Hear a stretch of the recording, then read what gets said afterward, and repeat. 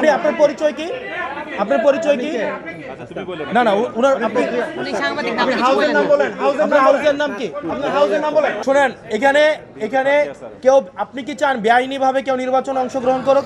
বেআইনিভাবে আইন বহির্ভূতভাবে কেউ নির্বাচনে অংশগ্রহণ করাকে আমরা যেভাবে এন্টারটেইন করি না, এবং আমার আসনে আরো অসংখ্য প্রার্থী রয়েছে এখানে, আপনি শুধুমাত্র একটা আইন বহির্ভূতভাবে একজনকে তাইলে আপনি নিয়ে আসেন, আপনি আরো ঋণ খেলাপিদেরকে নিয়ে আসেন, প্রবাসীদেরকে নিয়ে আসেন। আইন বহির্ভূতভাবে যদি বিএনপির ঋণ খেলাপিদেরকে আপনি নির্বাচনে আনতে চান, তাহলে আওয়ামী লীগ কি দোষ করছে? আইন বহির্ভূতভাবে আপনি না, আপনি শোনেন, আপনি আপনার পরিচয় কি? আপনার পরিচয় কি? না না উনার আপনি হাউসের নাম বলেন। আপনার হাউসের নাম কি? আপনার হাউসের নাম বলেন। না না আমি আমার এখানে সম্মানিত উপস্থিত আমাদের সাংবাদিকবৃন্দ যারা আছেন, আপনাদের সাংবাদিকবৃন্দ যারা আছেন, আপনাদের সাথে আমাদের পেশাদারি সম্পর্ক।